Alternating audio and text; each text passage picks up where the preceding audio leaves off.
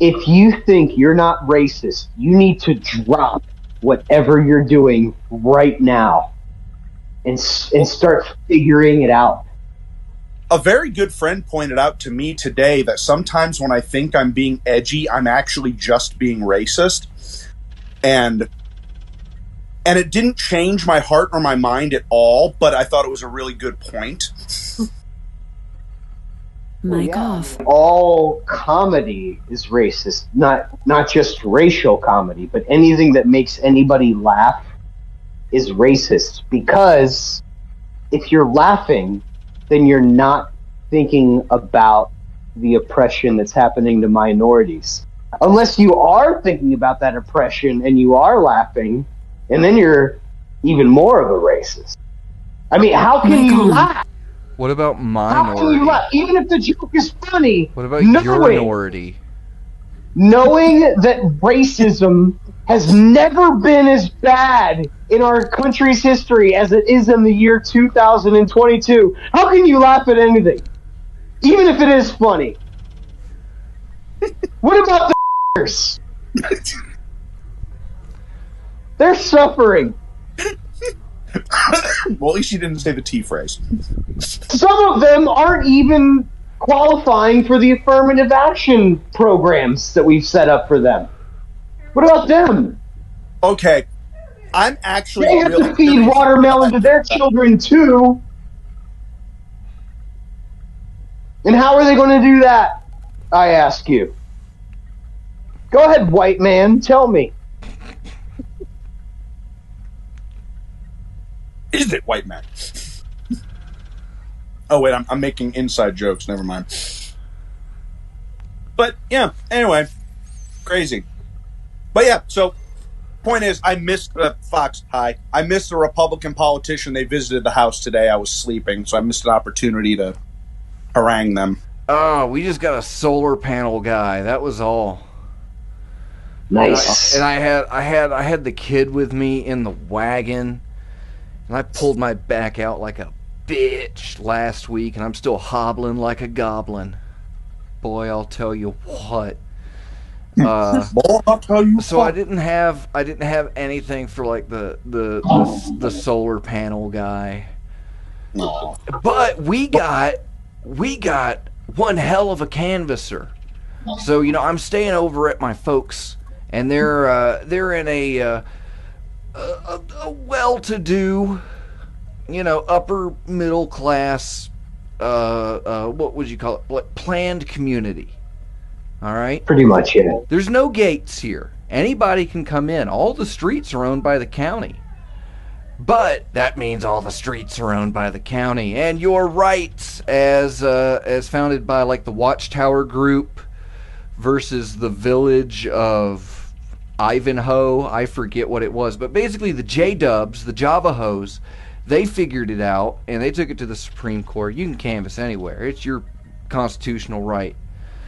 You know, any street that's public. You can't stomp them. No soliciting signs mean nothing on a public road. Knocking on a door has the same rules as calling a phone. You're allowed to knock on the door, you're allowed to call until they tell you to go away, and then you have to do that. But initially, you can call anybody you fucking want. I wish you had been here for this canvasser. I wish you had been here for this canvasser, because we got this guy. Again, it was the same thing a few weeks ago.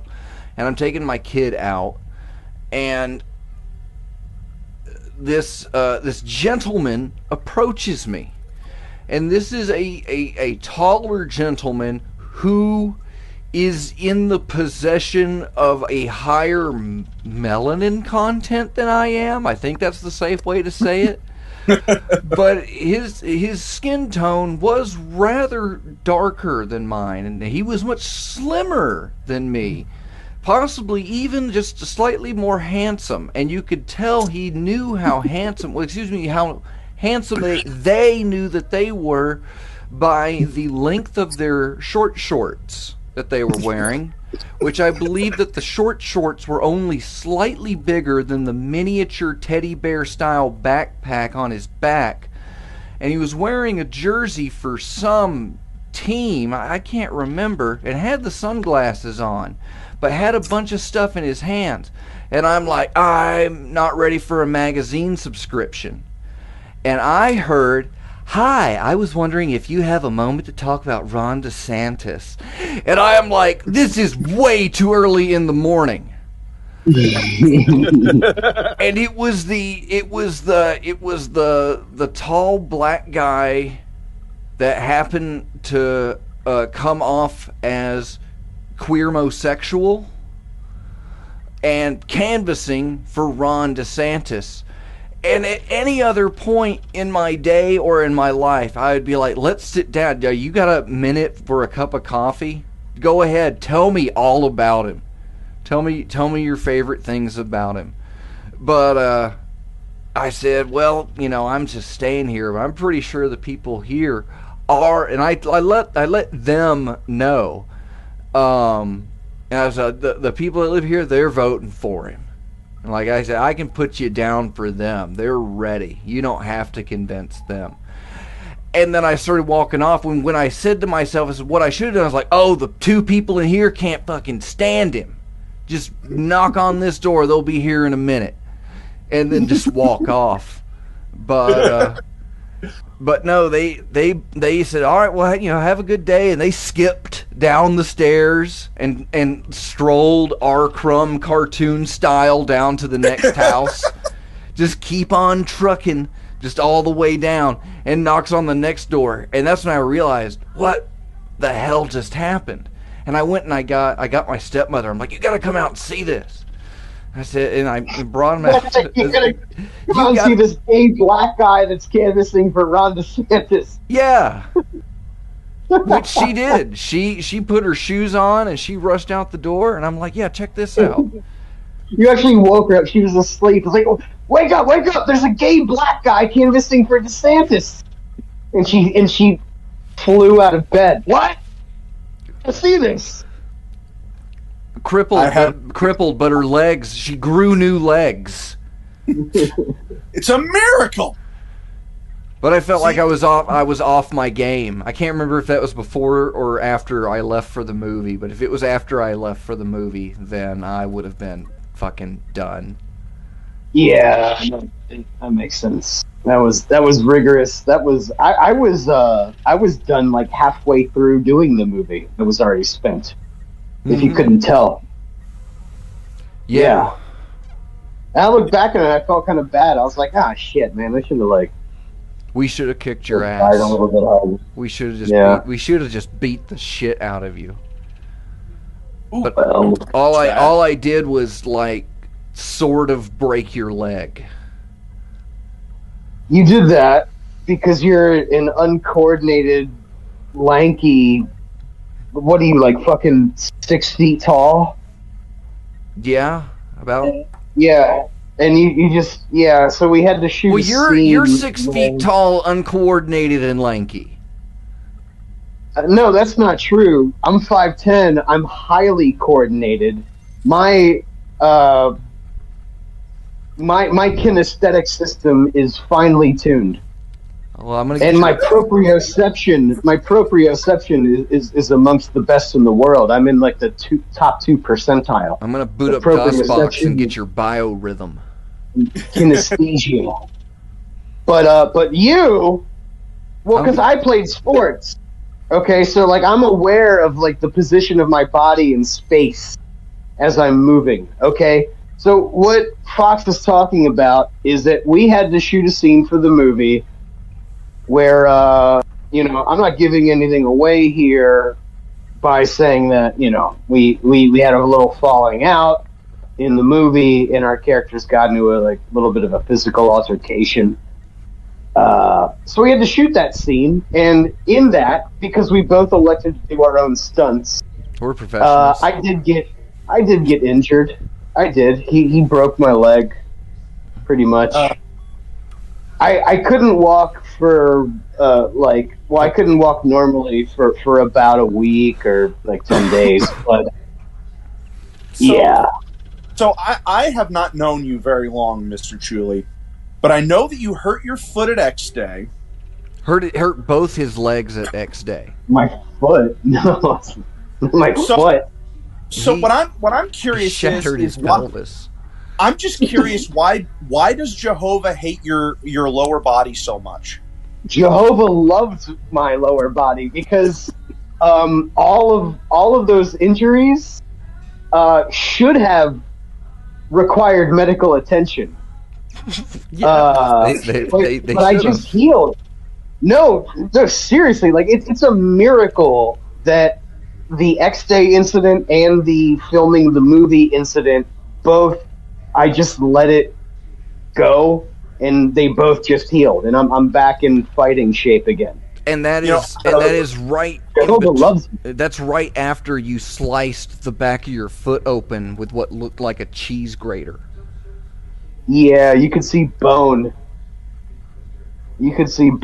So yeah, it's not that Jehovah hates me. He's got my back. He's been getting me through. I don't go to doctors. Like these all just healed. So he loves me. I know that I'm getting in heaven. I know that I can rape as much as I want and murder as much as I want because obviously the Lord has a hard-on for me. Or at least for your legs. The bleeding legs of Fidd Chewley. Yeah, that's true. I should break a rib and see what the Lord does for me. Maybe it is just he might make you a girlfriend. Yeah, because, I mean, that's where the first one came from, right? The first girlfriend? So, yeah, that's a thought. I had a girlfriend that liked McRib sandwiches. That's why they call it a boner, because Eve was made out of... I'm pretty sure that's accurate. I'm not a theologian, but... You know, I think that's why they call it boner. I'm a bit of a theologian. I've read some books with big words. I think I've read that word before, and I'm pretty sure that sounds right. Theologian was... I think he was the gay chipmunk, right? Is that the one with SpongeBob on it? I've got a theology for kids. It's one of those cardboard page books, you know, with the little a finger puppet in the middle. Theologian was the chipmunk that found the weed under the bed in Cartoon All-Stars to the Rescue, right? Yes, and Homunculus was the one that was able to correctly identify it immediately. Oh, yeah, which strain? Yeah, it was a little weird how... That's some OG Kush, theologian.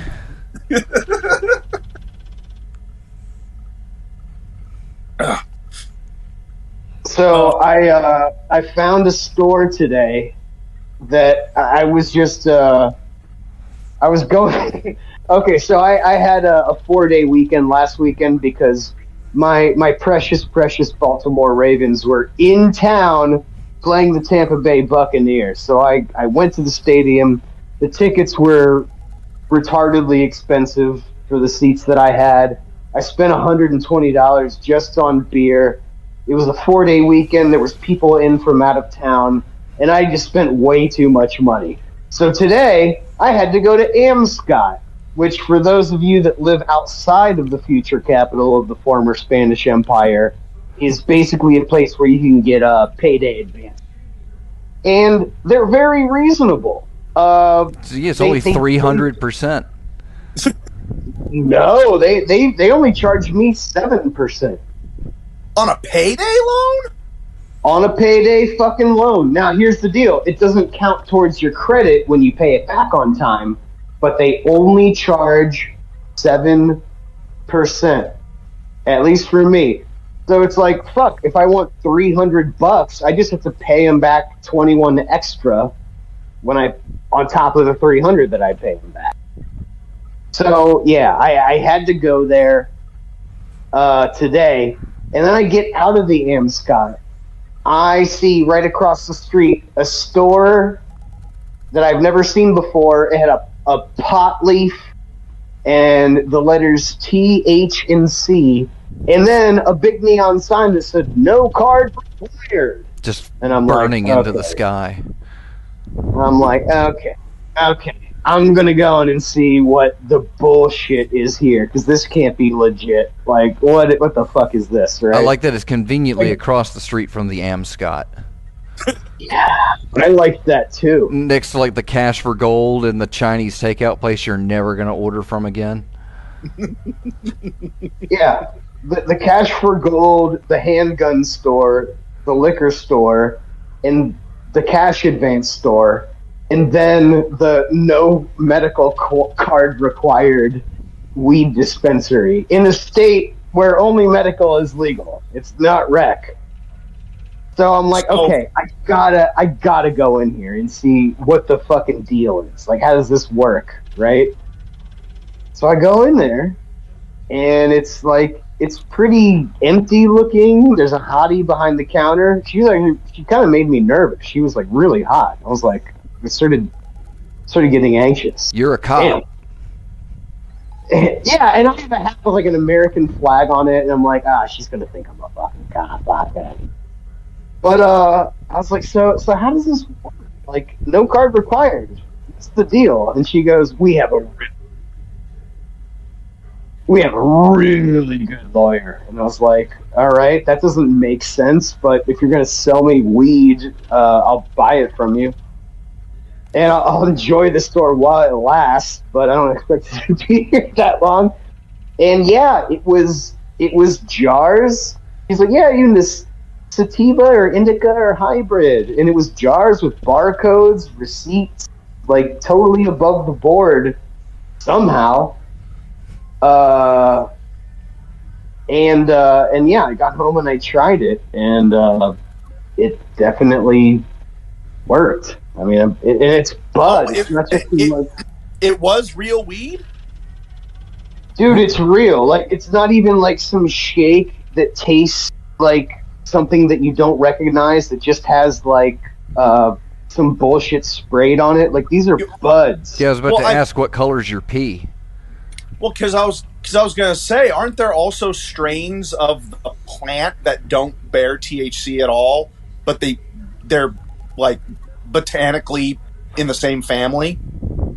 I think like the male gets you high, but the female doesn't, or some shit like that. Female gets you. Yeah, I get the flowers. I think that's the way it works. Is like they start with like bud that doesn't have THC, and they add it, and so it doesn't count. You know, or some kind of bullshit. And by the way, that's a blind eye right there. Is loopholes for laws that shouldn't be laws in the first place. You know what I mean? Because it's like, dude, I'm in my late 30s. I work for a living. I support myself. I pay my taxes. Guess what? I get to smoke weed. I get to fucking do that. Because I'm a good citizen. I'm not a felon. You know what I mean? Like, I do everything I am supposed to do. I get to smoke weed. Fuck you. I don't care what the law is. So, but you can't have recreational weed in Florida, but you can have all this like Delta 8 shit that still gets you super stoned, and like all like just loopholes for laws that shouldn't be laws in the first place. It's like, oh, we're gonna tax you on your income 40% this year. Oh, well, what if I just claim that this was going to this, that this was a business expense? Okay, well then we won't tax you on that. Well, okay, well then I'll claim it as a business expense. Like, when there's a really simple loophole for a law that has a huge penalty for violating it that shouldn't be a law in the first place, yeah, blind eye to every member of the legislature that put that law into effect in the first place. Because I'll tell you, if it wasn't for the fact that it costs real live money to do so, I'd love to get my hands on that fake weed just to see what it feels like. See if the placebo kicks in, you know? Which what do you mean, the CBD? Kratom? Do you mean like what's the fakest? Well, what is the fakest of the fake that looks the most like real weed? Oregano. That does not exist anymore. Back in the day, before any state had medical, they used to make these things. I don't know what else word to use. They used to make these things that like looked like bud, but it was all just kind of like, you know how they make particle board out of like sawdust? It's just pressed.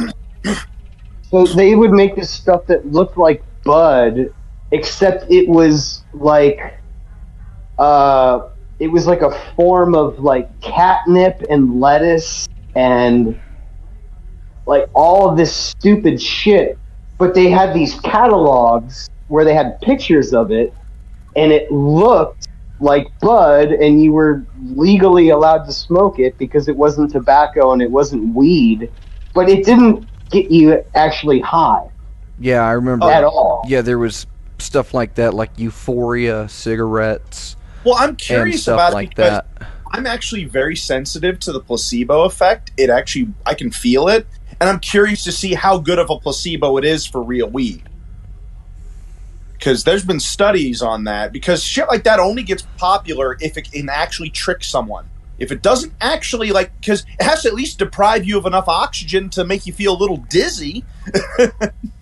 Yeah, but here's the thing. The people that, like, turn CBD into a $100 million, billion, trillion dollar a year industry, they didn't have to trick people after the fact. Like, what you're talking about is like, all right, this looks like weed, I'll try it, and then you smoke it and you go, I think I'm feeling something. You kind of talk yourself into it. Yeah. The CBD people sold everybody before they ever even tried CBD.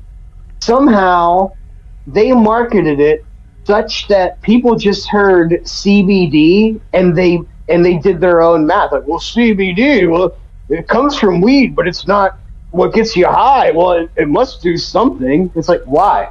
Why must it? It must do something? What makes you think that? Well, because it's like a non psychoactive form of THC. So it must like do all the things that the people that claim it does something does, you know. Maybe that's what I should have said. I should have said, I want to try, if it didn't cost money, take like a big fucking dose of CBD and, well, let's see if it does anything. It shouldn't be that expensive. They sell jars of like THC negative buds, like just solid CBD buds in jars at the gas station. Because I do, yeah. It's not like I'm trying to get off the THC. I'm just really curious to see how much time people are really wasting, or if it is like, oh, it does mellow you out a little bit. Well, it's fucking bullshit. Because if like I could give you a joint rolled up of my fucking pubes and tell you that it's going to mellow you out, and it's not going to do anything. But if you have the expectation that it's going to mellow you out, then you're going to look for that. You're going to smoke it, and then you're going to be really focused on figuring out if you're mellowed out or not, and you're going to be like, oh yeah, I think I am. That's all it fucking You're is. pretty mellow until you realize you need to floss. Well, my curiosity about it is simply because if we're coming to a point where they're going to legalize THC all around and adults can smoke weed, I kind of wonder about the people who get over paranoid and people who just don't like weed, but they still want to join in the fun. I don't know. I'm just thinking out loud. I just think the fake weed is like the fake meat to me. You know, it's like if you don't want to eat bacon, just don't eat bacon. Why do you have to form soy meal into little strips that look like bacon? Why is it so necessary for you to replicate the meat-eating experience? And why would a vegetarian want something that tastes like something that they don't eat? Yeah, I don't understand. Yeah, because I'll eat vegetables. I love a good portobello burger. They're delicious. But it's not a substitute for beef. It's not. Well, I mean, look, there's a very small demographic for that. It's people that, I guess they're called like flexitarians, which is like, they're not against eating meat in any way, but they just kind of want to like diversify their diet, and so they don't want to eat like a red meat burger every day. So they'll just like throw in a Boca burger or like a Morning Star, like whatever, like fake meat product. They're just doing it to mix it up.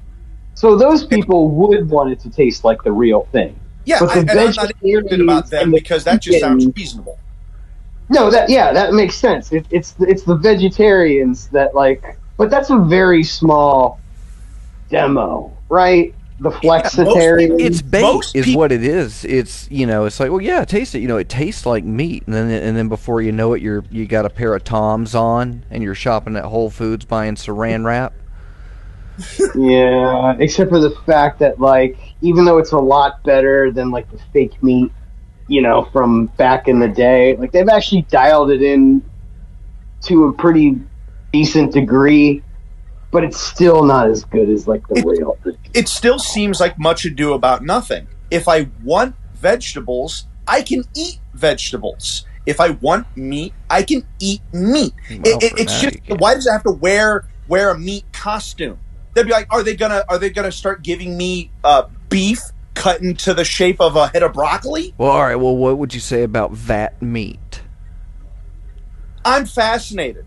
I really am. Because if they can get it right, I'm actually open to the idea of no longer enslaving animals for our food. That sounds like a good idea in the long run. If they can get food replicators to work, I'm into it. I had heard about this group out in Israel, Jews, and they had been working on this stuff, and it's a living tissue, and it has a 50% growth rate. So you're able to harvest a good portion of it, and it will be able to keep replenishing over time. Now, I don't know how much it costs to do that or what it takes to do that, but they do have something that seems somewhat sustainable. And then I remember a few years later, there was a story with a journalist who went out and he tried it. He's like, it tastes like a steak, yeah. But that's the kind of thing. It tastes like a steak, but. Well, I think my problem with the veggie burger thing is not that it's not made of real meat. It's the fact that it's pretending nevertheless. I feel like lab grown meat. Well, it is meat. It's just not from a natural born cow. It's from a lab grown specimen. Well, there's also there's an end that fake, like you can go to the freezer section in the grocery store and buy like fake meat burger patties, and that serves an end which is, well, it tries to, but it fails in this way, which is, okay, you're a vegetarian, you're going to a cookout, you're going to a barbecue, whatever, where, there's going to be a bunch of people. You want to participate, but you don't eat ribs and you don't eat burgers because you're a vegetarian. Well, now you can go to your grocer's freezer and you can get some fake ribs and you can get some fake patties and you can be like, hey, I can eat burgers with all of the other non-vegetarians and maybe they won't think I'm a total fag. Except for it never works out. They all think you're a total fag because what you do is you bring your frozen burger patties to the cookout and then you go, hey bro, I'm a bro too. Throw one of my burger patties on there. This is special for me though because I don't eat meat. So, but yeah, I'm still a bro. So yeah, go ahead and throw that on there. But put it on the top rack because I don't want any of the juices. I don't want your burgers looking at my burger. My air quotes. Yeah, like. Yeah. No, look, I'm just as cool as you. I'm equally as cool as you. I mean, I have the ivory tower of the top grill rack. Except for put mine up there where you're like toasting the buns because I don't need any of the juices. If any of the juice from your beef patties gets onto my vegetarian beef patty, I can't eat it. I can't eat it at that point. It's contaminated. It's been spiritually tainted. Yeah. So that's the idea: is that you can go to a cookout and still You can hang out on the same you can go level. for the egg salad that you didn't know had shrimp in it. But right there is why I'm in favor of the lab-grown meat, because the lab-grown meat says to the vegetarian, no cows died in the making of this burger, but it says to the meat eater, but it is still meat. We just grew it in a lab instead of raising a cow. And it exposes the lie that all vegetarians want to propagate, which is that eating meat is bad for you. No, And that's it's like- bullshit. That's bullshit. What are the canines for? What are the incisors for? I think we kind of have. And by the way, there's no natural source of vitamin B12 other than animal. Like you can't. The only way, if you wanted to be a vegetarian 100 years ago, you would die because you would develop a B12 deficiency. Or they just beat the shit out of you. Well, if you look at the rule of the Benedictine monks, it recommends vegetarianism except for the old or the sick. They considered meat a form of medicine. Well, it's probably a little more scarce then too. Well, yeah, and that's again what I'm saying. When meat is bad for you, it's bad for people who eat too much meat. But that's just too much factor. Guess what else is bad for you if you eat too much of it? Everything. Literally anything. No, I can only have so much chocolate. And that's my point, where it's like, okay, so once we've established that meat is food, it's not poison. .com. Well, then all we have to do is we have to get around the ethical problem of killing living critters for our meat. Well, if the scientists have figured out how to make meat in a jar, god damn, sign me up for it. No, fuck that. We don't have to get around the problem of killing animals. We can keep killing animals. Because here's why. Okay, if black people get to say the T phrase because they're black, you get to eat a then hamburger. As an organism who is going to die, I get to kill other things for my food. Because I'm like, in that sense, I'm also black. You know what I mean? You've been watching too much black, of that if you're terrible black, crime. you don't even... Black people don't even have to apply for a pass to say the T phrase. They can just say the T phrase as a natural and immediate consequence of their blackness. And so I argue that as a natural and immediate consequence of my mortality, I also get to kill other things. For free. .com. Well, okay, can we compromise by like just, you know, we'll serve everybody the fake meat so that we all have the feel good vibes, but then we'll have theme parks with live animals for you to shoot and eat. So you can't, but you can still kill and eat animals, but you have to kill them yourself. Yeah, they'll turn Six Flags into like a rodeo purge situation where if you we just get rid of industrialized meat consumption. We still kill animals for meat, but you have to break that chicken's neck yourself. God damn it! Wait, but no, you're ruining all the fun of killing shitloads of animals at a time by the press of a button. Well, I get it. After World War II, they outlawed Holocaust. So this is all we have left. This is the only way we have left of killing large populations of animals at the same time. And yes... No, that's not true. I am killing implying species that every day. We're doing a great job of killing species, Fidd. We don't have I can't tell if you're playing the devil's advocate or if you're gay. I don't know anymore. I can't tell anymore. Are you serious? I mean, I do have sex with girls, and that's pretty gay. You wanna not be able to tell together? I mean, my radar's off. Your gaydar's off. I don't think I ever had. Well, that's the best thing about the LGBTQIA movement is thanks to the flags, we need to use the gaydar. Say that again. You were suppressed. I was saying that the best thing about the LGBT movement is that thanks to the flags, I never have to use my gaydar.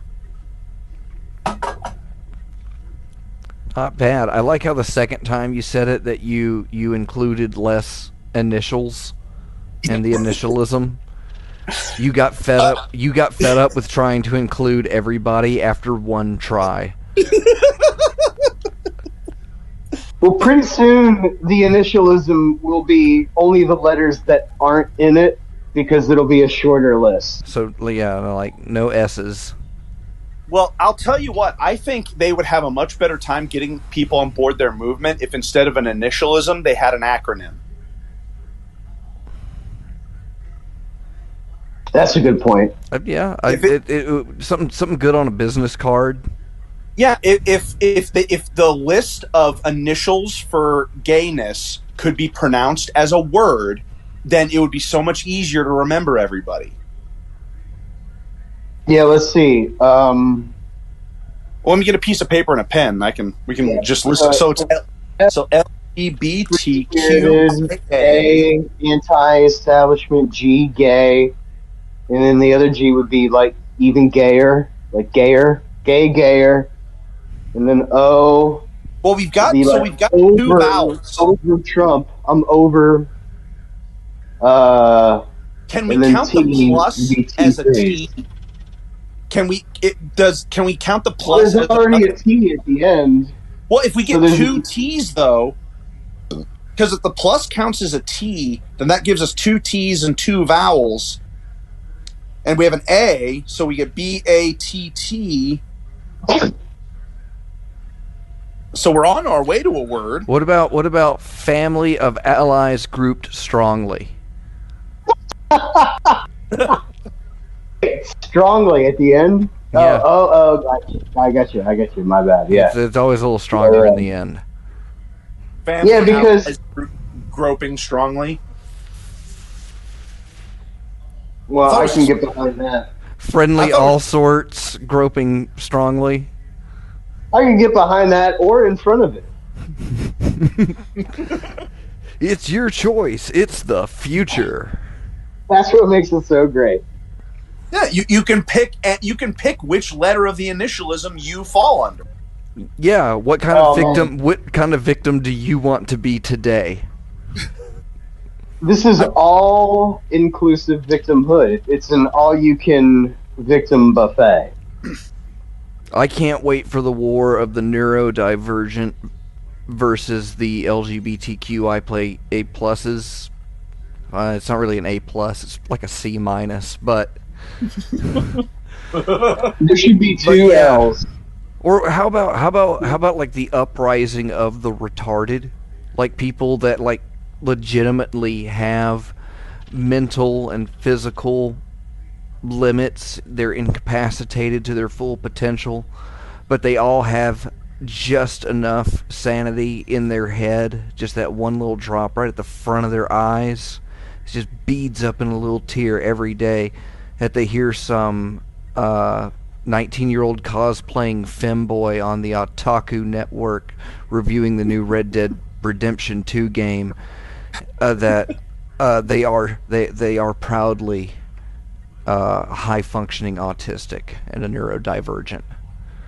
And when that pent-up spurg rage in institutions across the United States builds up to the highest point, that they collectively use their retard strength to break free and form a coalition and go smash every TikToker in the world into the pavement.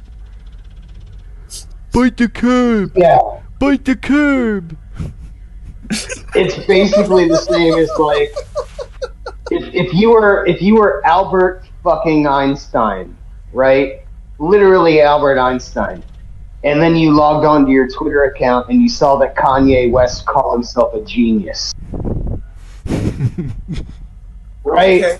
Hold on. Well, fucking that diminishes, like, I was proud of being a genius until Kanye West called himself one. Now I don't want to be one anymore. I'm going to go get my Wait, I'm going to give myself a fucking lobotomy. Fuck this shit. I'm waiting for someone to say geniuses have privilege, that intelligence is a privilege. and that you have to renounce your intelligence in conversations. You know, who people wrote say the "as cell a." phone? They always say who "as a." coined stupidity is a right. Yeah. But, you know, people say, you know, as a black person, as a woman, as a gay person, well, now you can say, well, as a genius, allow me to acknowledge my privilege. As an Olympic gold medal winner. As a fucking retard. That's the problem with retards. They don't stand up for themselves. You know? Just like those fucking paraplegics. Yeah. Those fucking spinal cord victims. That's ableism. Yeah. Well, what's funny is that there are actually some people in this country who are trying to delete the existence of the retarded. They want to ban the R word. So they're trying to whitewash the existence of the retarded. No way. That's fucked up. It's a solid word, retarded with a hard R. With 2 hard R's. It's a solid word, man. And by the way, it means what it means because retarded applies to many different things. Like it's actually a musical term. It's actually a term in like auto mechanics. Like you can in flight. You can retard. It's used in baking. Whenever a dough is rising and when you want it to stop rising, you put it into a retarder. Have you ever seen those videos of the planes landing and the automated system starts yelling, "Retard, retard, retard"? Pull up. Pull up. Pull up, retard. Pull up, retard, retard. Rotate. Actually, when I'm in charge, so under Fidd Crow, that's another rule. I just start writing these down. Write it down. The automated warning system in aircraft will always refer to the pilot as a retard. Whatever it's warning the pilot against. Like low altitude, steep bank angle, low fuel. Also, whatever the fucking warning is, it's going to go, bank angle warning, retard. Also, fasten seatbelts. Retard. Passengers, yeah, the passengers as well. You may now take off your seatbelt and move around the cabin, retard. Stop resisting, retard.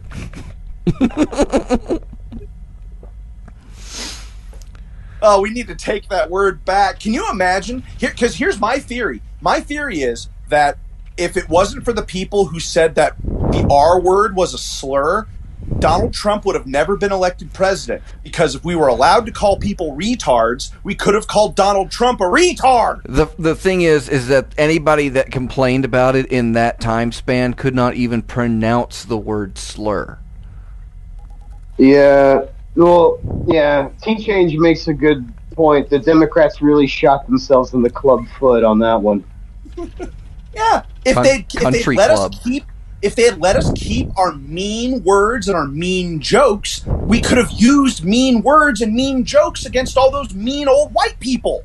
.com. Yeah, you by reacting to it, you give it power, and that's exactly what they did. Imagine if everyone in the country had said one small correction. Okay, we don't need to take back the word retard. We need to give it back to the retards. Because they can't get it themselves. That's right. That's exactly right.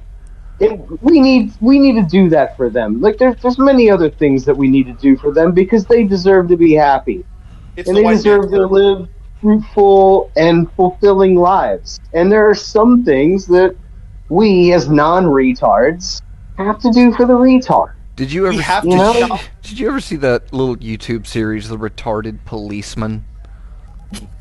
And it was like a family. It was like it was two. Yes, I did. It was a brother and a sister, and their brother with Down syndrome, and he would pull them over and just fuck with them. It's like, and the whole bit is, what are you supposed to do? There's a man who keeps asking about your McDonald's toys, but he has a badge and you can't just leave. So it's Yeah, it was pretty good. And at the end of 2 or 3 episodes, they did a little bumper at the end. And they said some people feel that we are exploiting our brother, but our brother is an actor. And he adds beautifully, I might add. And they said, so, he does this because he wants to, and he writes the skits, and we do this with him. And if you have a problem with that, you look at yourself. Yeah, what first. are we supposed to do? And not film the video that he wants to do? And because... then he fired back, I may have Down syndrome, but that's retarded. Yeah! Oh! That's what I'm talking hero. about. He was a lot of people's heroes, yeah. It was... That's fucking badass. These fucking people, the Blind Eye, all of these fucking people that take it upon themselves to be offended on behalf of someone else before they even know what the context or even consider the situation to any degree. It's ad hoc the people outrage. That just have their tracking beacons on to anything that they could potentially interpret to be offensive, and then take it upon themselves to be offended as some kind of it's this weird interpretation of virtue signaling. Yeah, well, okay, so this guy, he has Down syndrome. He loves making these videos and uploading them to YouTube. But he can't do that. We're going to take that away from him, because that could open him up to, negative comments on the internet or something like that. Or it might hurt the feelings of other retards. Yeah, except for the fact that it would actually inspire other retards to be like, oh, damn, I didn't think I could do this because I know I have this condition. Johnny Knoxville did a really good job with it in the Ringer movie. The Ringer. That was fantastic. If that movie, The Ringer and Office Space and Waiting, the fact that those and the Special Olympics episode of South Park. Yeah, the fact that those pieces of media didn't rattle a few brains loose and be like, oh, yeah, okay, maybe creating artificial privileges will inspire people to exploit the system. What? Well, that was something that came up to mind with me. When Fidd and I were done pimping ice cream one day to the bitches, we stopped by the bar to give them ice cream because it's full of bitches, and we were watching. We were watching the TV, and there was a soccer game on, and I wasn't really paying any attention to it until I saw that there was a Special Olympics logo on the screen. And I put together, and I was like, dude, check it out. It's Special Olympics soccer. And that's enough to just kind of make you chuckle. Oh, okay, well, yeah, let's take a look at this. Okay. But you watch, and these guys are playing just as hard as anybody in a major league game. It's a big deal for them. They're playing. But among inspection, it's like, well, how are these guys impaired? Because they were international teams. I forget which ones that was that day, but they did not look. They didn't really match your expectation for Special Olympics. Well, there's two reasons for that. One is their coach isn't retarded. That's unfair. First off, that's first unfair. Of all, even though they're all retarded, their coach isn't. But it speaks to their ability to take direction as a team, and it speaks to your point that just by looking at it, until you noticed the Special Olympics logo, it didn't look any different than non-retarded soccer. But how much of that could be just like, here's a group of guys that did really poor in school, so we're going to label them mentally deficient, and then It just so happens that they were killing it out on the field, so we'll put them in that. I mean, is there padding in the Special Olympics? Yeah. Well, to be fair, there was a bunch of black guys that got into the Special Olympics soccer that weren't retarded, but, because of affirmative action, they just let a bunch of black guys, non-retarded black guys, compete in that game. Yeah, but in soccer, you don't have a lot to worry about. Well, I mean, look at it this way. Do you really need a high IQ to play soccer? Well, it's not about what sport it is. It's about, knowing how to play as a team does take... You have to be able to think outside yourself. You have to be able to know, okay, what's the role of a forward? What's the role of a halfback, a fullback, a wing? And, so then you have to be able to look at those guys, know which one of those guys on your teams are playing which position, and then assume that they're going to play their position the way that each of those positions are differently played, and stick to the plan and not just run directly after the ball, knowing that in advance you're able to make plays where you can anticipate where people are going to be if you want to pass it, or if you need, without being able to look behind you, knowing that somebody is on your back because they're that position that should be on your back. You don't have to check. So to be able to play as a team does take the kind of intelligence that requires you to think in a complex way, where you're not only thinking for yourself, but you're thinking about what other different minds are thinking about, being able to put yourself in that context. So yeah, team sports does require, a working degree of functionality. There's many things that you can have an impairment in that won't specifically affect your ability to play team sports, but will affect your ability to do other things. So yeah, like maybe two guys on each team were just scared of the ball. And that's the thing. It's not about intelligence either. It's about, there's a wide array of disabilities that they let in the Special Olympics. Let me ask this question then. Let's say I am an athlete. I'm a soccer player, and I'm a good soccer player. This comes back to something Fox said that I think we need to explore, which is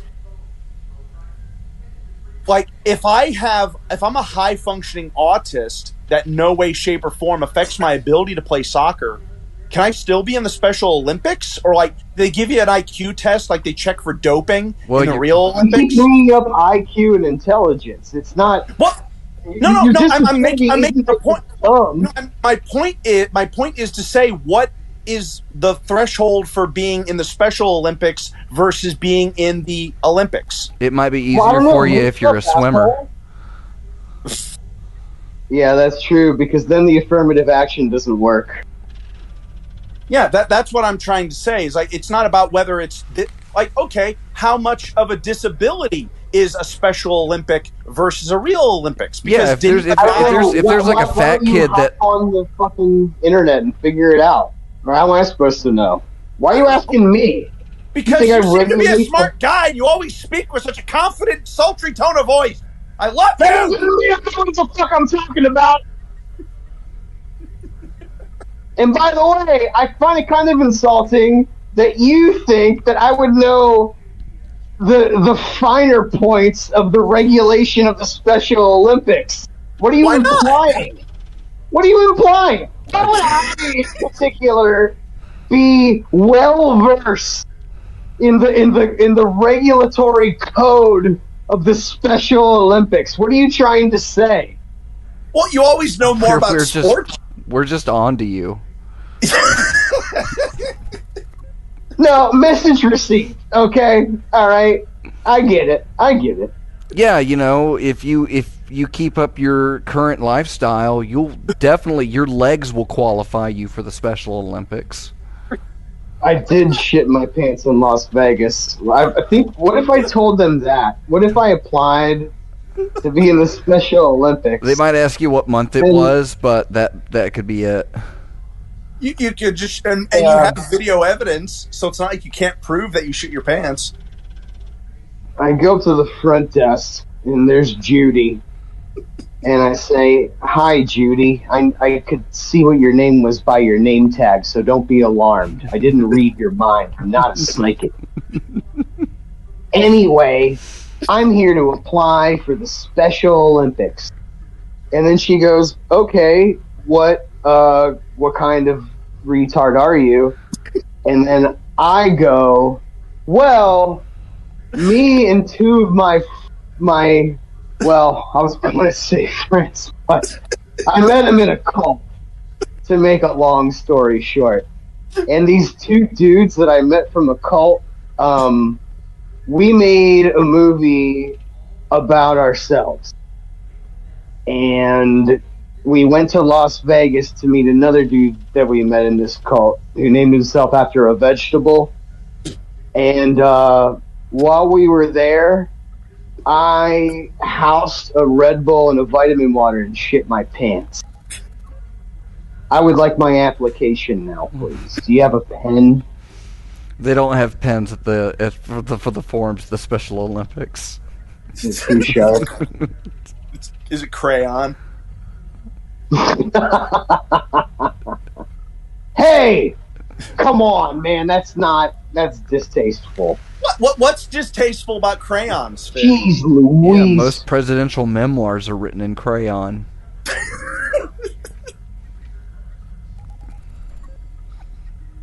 I stepped on a crayon today, actually. What color was it? It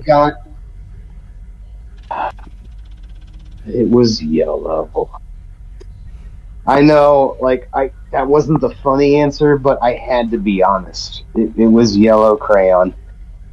The only reason I was wearing shoes at the time is because I was at a bar. Now here's the thing. There's actually two blind eyes here.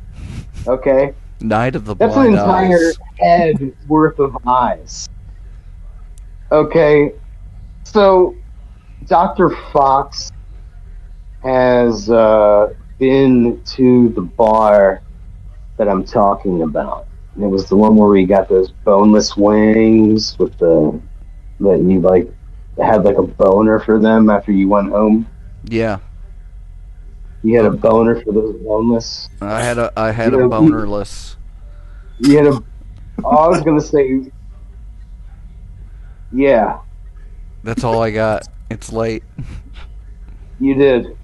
So I'm over there. It's Friday night tonight, as we speak. I was there earlier. Band, big crowd. Yeah, here's the two blind eyes. So I'm in the bar ordering a drink, and I'm talking to somebody, and in the course of our conversation, I go, "You gotta be fucking kidding me!" Right? And then the bartender goes, "Shh. There's fucking kids over there, man. Watch your language." And it's like, all right, time out. I'm in my late 30s, and I'm in a bar. Yeah, I said a bad word, okay? Can a 37-year-old inside of a bar say the S word or the F word or the J word? If okay, go ahead and bring your kids to the bar, but if you do, you are implicitly agreeing to have them possibly be exposed to some foul language. Am I right? Isn't that the social contract? Yeah, I got a sidebar for that when you're done. Okay, well, that's blind eye number one. Blind eye number two, I'm at the same bar earlier tonight, and for context, this Sunday, my Baltimore Ravens are playing the New Orleans Saints. .com. Okay? So I'm at the bar, and I cross paths with this chick that's wearing a New Orleans Saints jersey. And I'm like, "Hey, my Ravens are gonna kill you this Sunday." And she had this look on her face. like as if some psychopath just walked up to her and threatened to murder her with a flock of his trained killer birds. As one does. And it occurred to me, because I expected her to like talk some shit back or whatever. Mm-hmm. Now, it occurred to me that she didn't realize that I was referring to the shirt that she was wearing, right? Like, she forgot she was wearing a New Orleans Saints shirt, and then this drunk guy at a bar walked up to her and said, "My Ravens are going to kill you on Sunday." So to her, that is it was St. Petersburg. That might get said a lot down there. But the blind eye overall, A lot of necromancers. that was just an example. It's when people are wearing a hat or a shirt, and then, you know, a stranger, and then you make a comment to them about the hat or the shirt they're wearing, and they have no fucking idea what you're talking about because they forgot. They don't know what you're referring to. You know what I mean? It's like somebody's wearing a shirt, and you go, "Yeah, I love that movie," and they look at you like, "What movie?" And then you point to their shirt, and they're wearing a RoboCop 2 shirt. You know what I mean? And they go, "Oh, yeah, I'm sorry, dude, I didn't know it." You know what I mean? That. Blind eye to all of those people. They forget what they're wearing. You comment on it, and then it's their fault that they interpret it out of context. Do they forget what they're wearing, or are they putting you on? Is it like a power play? Okay, so yeah, if it was me, I would. Hey, you I in the would Scooby-Doo post- hat and the fuck you shirt. For me? Yeah, well, first I would do that move where I like looked behind me at who they were pointing at, and then I would look at them and like shrug my shoulders, like, "Huh?" Yeah. So yeah, you're right. There is the small, the unsung elite of highly effective, world-class, top-notch trolls that will play stupid just to fuck with the person. Yes, but that is not in my experience. Well, because the only other explanation for wearing a shirt that you don't know what it is that you picked it up dirty off the floor in the dark first thing in the morning, and that just makes me want to ask you, where do you buy your... No, they that's the thing, though. They knew what it was when they put it on.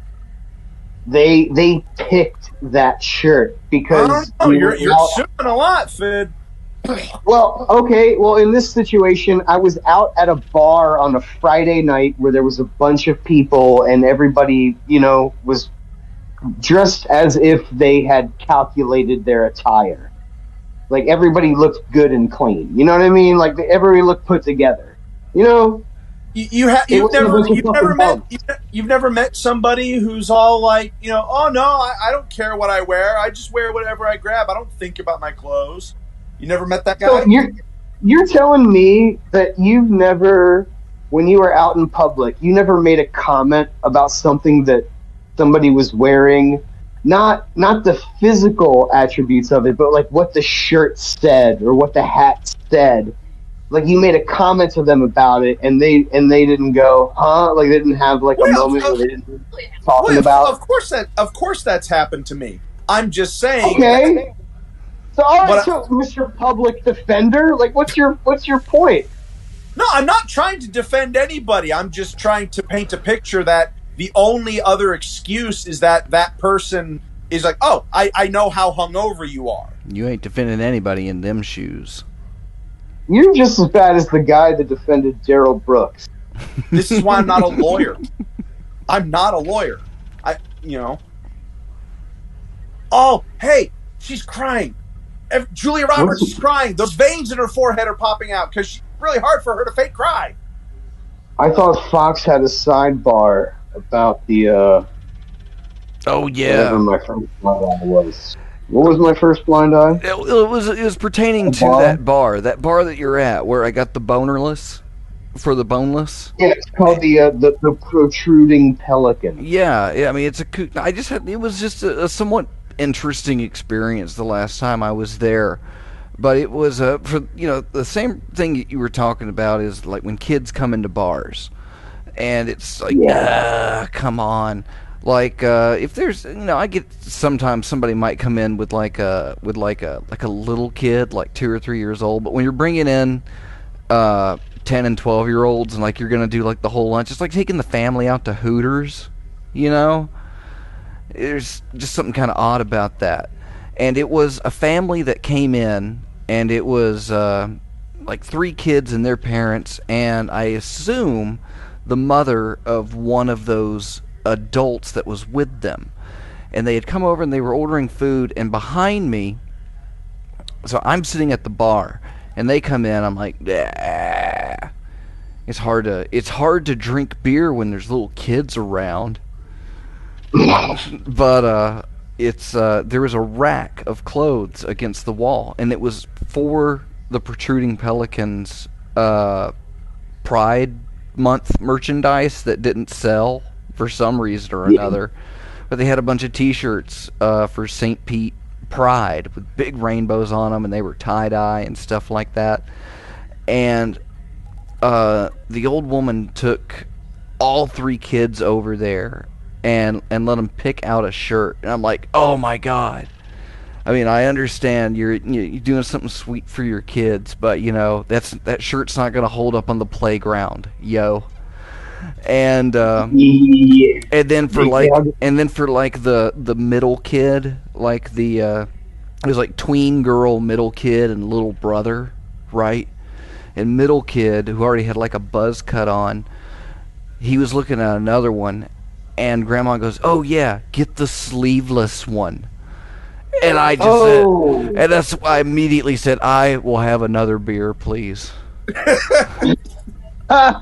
Yeah, because you drinking a beer in front of those kids, maybe it's not optimal. Like, perhaps that you're normalizing consumption of alcohol and making a bad, social decision. I don't quite agree with that, but I understand where you're coming from. Well, it's also realizing that you're in, like, it's not that the Protruding Pelican is not. Really it's not a gay bar, but it's like a gay-friendly bar because it's in St. Petersburg. It's like here's my blind eye: any husband-wife singer-songwriter duo that both look like lesbians. That is unfair.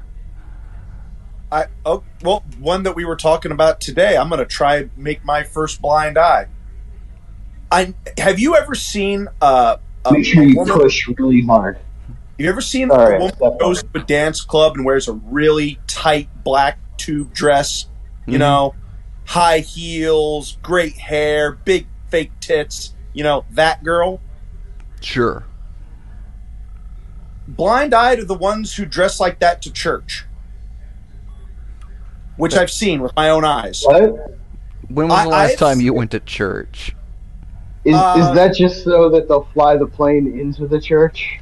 No. Like so. Is it really against her? A few years ago, I went through a thing and I started going back to church again for a hot minute. And it was a Catholic church, a small suburban Catholic church. Yeah, I like where this is going. Just normal white folk. Hold on, slower. Small suburban Catholic church. Yeah, turn on the AC. I gotta put on a shirt just to take it off. And the point is, so it's not a hip urban church. It's just a small little church. But in come to the big mass with the old Irish priest is an army of 4 Eurotrash individuals, 3 female, 1 male. Catholic thoughts. It was the most uncanny, because it was not like they were just a little bit, too sexy for church. And the Lord did say, check that ass, bitch. Like, there were sequins. There were fucking sequins. And it's just like, I'm not saying you can't be a club person or dress sexy, but it's like, didn't you know where you were? I mean, did you think? Did you think that the little old lady was going to be like, wow, your tits look fantastic in that top?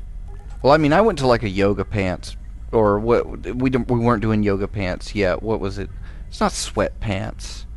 The leggings. It was It was like like leggings were coming in. I went to like a leggings kind of a church for a while after we got kicked out of the Southern Baptist Church.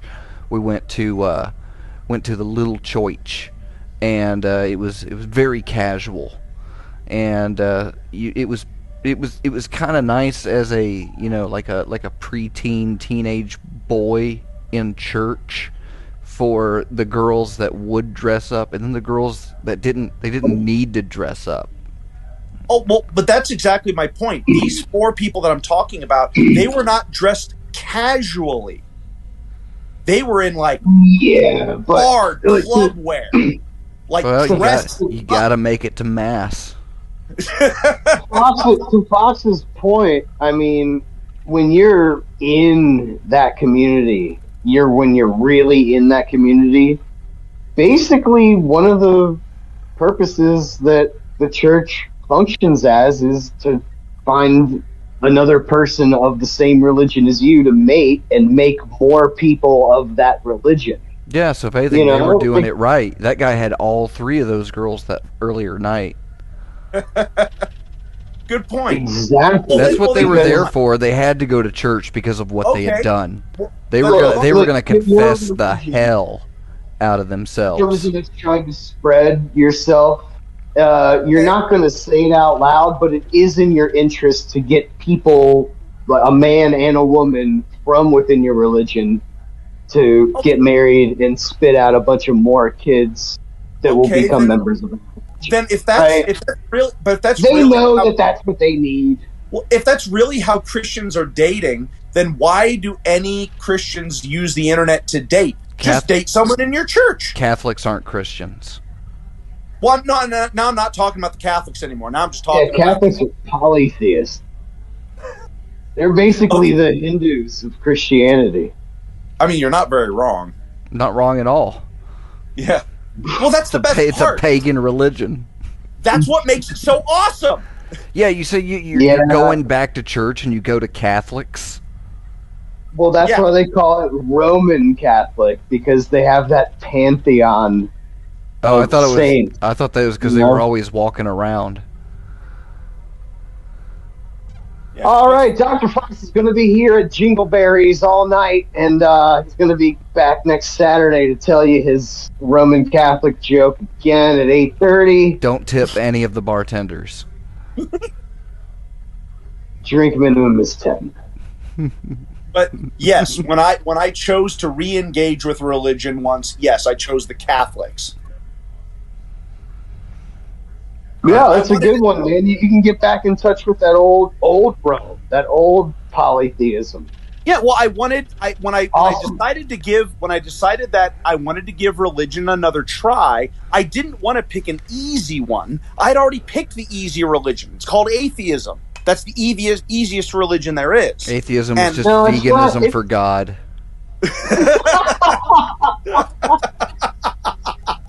Yeah, it's equally as exhausting as well. That's what. Yeah, I couldn't be an atheist for that long. It got tiresome. That was the problem, though, because before I was an atheist, I was a Unitarian Universalist. Oh shit! For about a fence sitter. Well, yeah, pretty much. It was like my last. I thought at the time it was my last ditch effort. I was like, all right. I don't believe any of this other shit, but these people seem to be like, you can do whatever you want, you can be whatever you want, believe whatever you want, follow your own rules. I was like, all right, I can get behind this. Yeah, I went there for about 4 months, and it was so fucking boring because there was nothing to it. There was no structure. There was nothing. Yeah, it's all denialism. It's just everyone going in and pretending that the world doesn't exist for an hour. Yeah, so I got bored of that, and I was like, all right, this sucks. I'm just basically sitting on the spiritual couch watching TV. Like, nothing's happening. So then I was like, all right, I'm an atheist now. Fuck it. I'm going atheist, everybody. Here's your Ayn And Rand. then, while being a Unitarian Universalist was too boring, being an atheist was too exhausting because you had to watch a bunch of atheist videos, and you had to get into a bunch of atheist message boards and call everybody out. Like, if somebody said "God bless you," you have to go, oh yeah, you got to say something. and then punch him in the face. Yeah, anytime anybody uses God language. Yeah. Hey, good morning. Did you know good morning comes from God? Good comes from God, so you saying good to me is oppressive. And I know I'm not a person of color, but which is nothing wrong with. There's nothing wrong with that, by the way. But I do. It's because of you. It was a fun sled ride until BLM came along. Then everybody had, air quotes, something to fight for. Yeah, my last good guy badge before I called myself atheist was secular humanist. And I actually went to the big headquarters in Amherst, New York, of the Center for Inquiry. And it was the big atheist meeting, and all the atheists, secular humanists, blah, blah, blah. And it was like, yeah, this is the big meeting. And we're all the representatives of all the college clubs. We're going to, because I started the atheist club at my college. We were called the Free Thought Society. That's a good name. How much did you charge? Oh, no. It was a school club. It was officially sanctioned. In fact, we received a budget from the school. Gross. $5 per amendment. So I went to Amherst, New York to represent free thought for my school. And when I Please tell me that's on video somewhere. Actually, yeah, there is documentation of it on CFI's website. And there's photos and everything. But what was fucked up is when I got there, they told us that we would be staying in the campus dorms at the University of New York Buffalo, SUNY, and that there was no air conditioning. And it's unisex bathrooms. So ignore the gender-marked bathrooms that are in the building. We're ignoring those for the duration of the seminar. And then the meeting. The actual talk. And it was the same thing.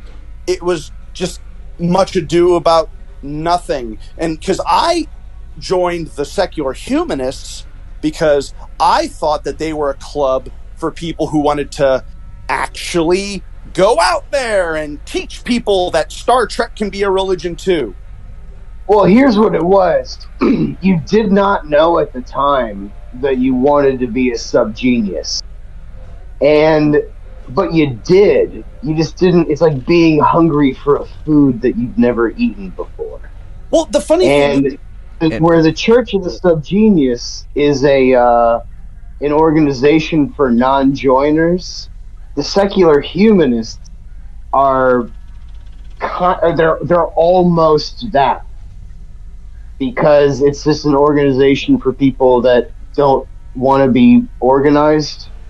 But the reason you were drawn to that was because you really were being drawn to the Church of the Subgenius, but never having known it, this was such an approximation that it fulfilled some of those drives, but not all of them. LeVay called it a good guy badge. LeVay called it a good guy badge. Secular humanists are just Satanists in khakis, And, well, I mean, how much is there to talk about? It's like, did you know that science is actually a better way to figure things out than reading esoteric religious texts it comes to figuring out how to land on the moon? And then the other guy goes, yeah, I did know that. Okay, well, what else is there to talk about after that? It's like, all right, well, I'm glad you do, because you're correct. Doesn't it feel good to be right? I guess we're done here. I guess we can go home. Yeah, all the chicks left on Thursday. Well, no. Well, that was that was how my big switch. The big switch for me was I was a member of the organization that held the event that precipitated Elevator Gate.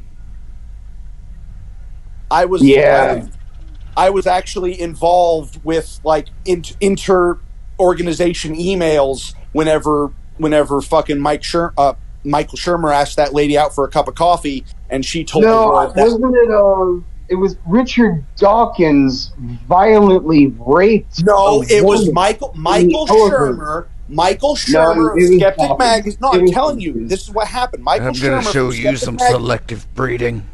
Yeah, no, Michael Shermer from Skeptic Magazine was in an elevator with. No, it was Dawkins. It was Richard Dawkins. It wasn't Dawkins. It was Shermer.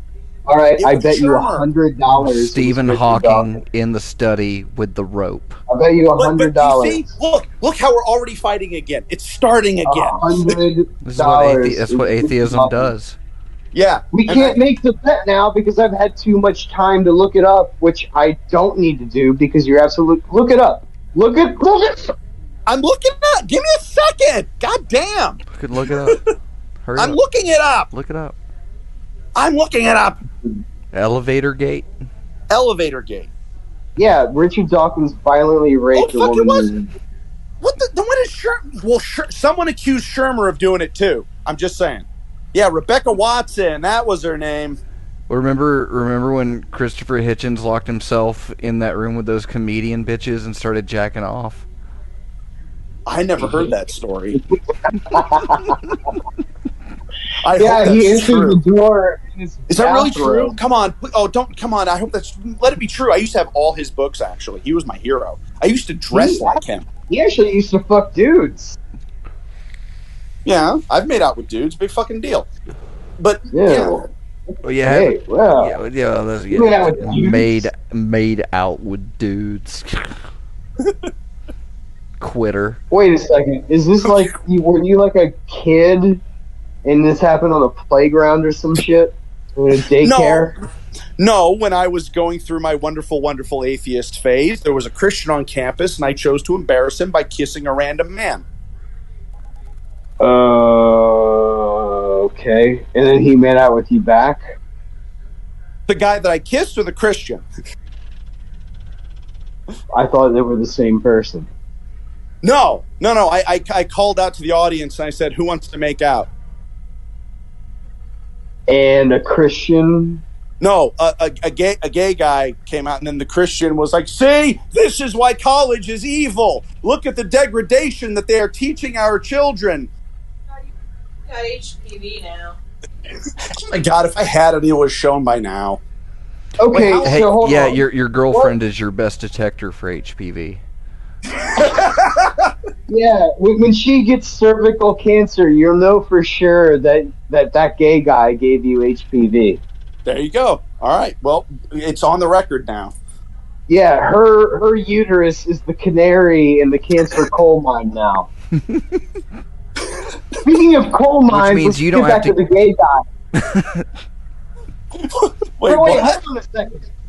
Yeah, I said speaking of coal mines, let's get back to the gay guy. What point were you trying to make by calling a fag out of the audience to make out with you? Because the Christian who was speaking had specifically mentioned aloud in public that he said that homosexuality was a sin, and I felt the need to annoy him. Okay. That being the case, why didn't you just call two fags out to make out with each other? Because it was more expedient to do it the way I did it. Ooh. Yeah, casting. You gotta go with what you can get on the spot. Yeah, I needed to show in that moment that two men could kiss and God wouldn't strike them dead on the spot. It was an empirical test. Wait, did he? No, I'm fine. Well, we'll find out if the HPV kicks in. Did you guys take your pants off and start like docking with each other while singing "Jesus Loves Me"? I'm just saying that at the time it seemed like a really cool not adding up. I got in the It's not paper. adding up. I got in the school paper. I mean, Local homo annoys all.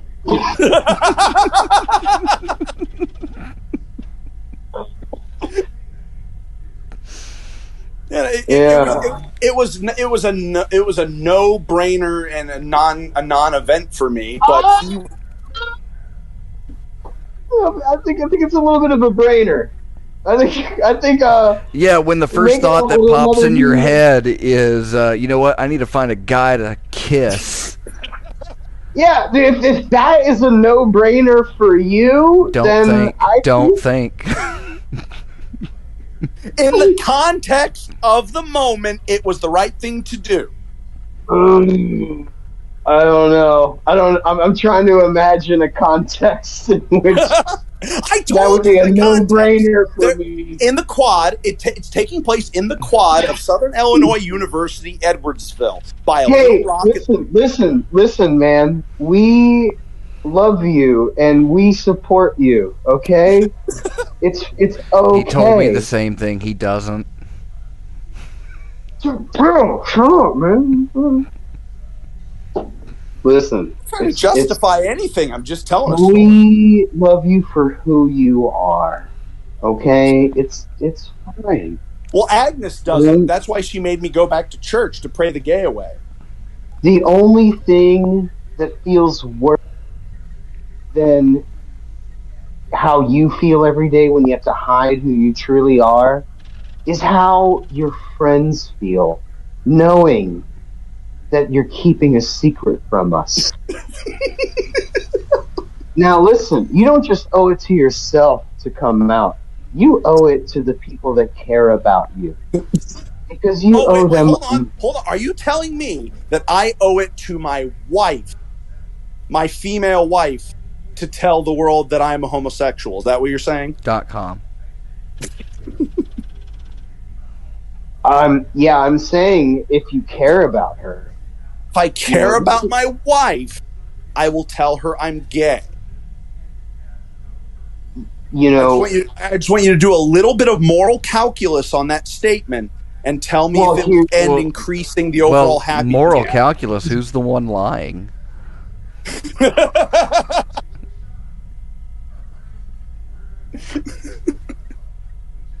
Oral calculus was my porn name back in the 90s. That's actually a pretty good porn name. Yeah, I was a math teacher. Oh, did you have some illicit relationships with your uncannily all 18-year-old high school sophomores?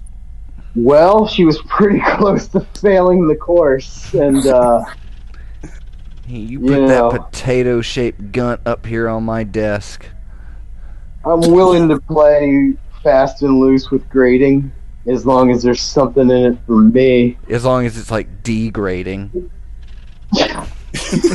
More like double degrading. In her case. So all right. So we just need to get. So here's the moral calculus. Okay, when people have a relationship, whether it's friends or a wife or co-workers, it's a two-way relationship in all of those cases. Okay?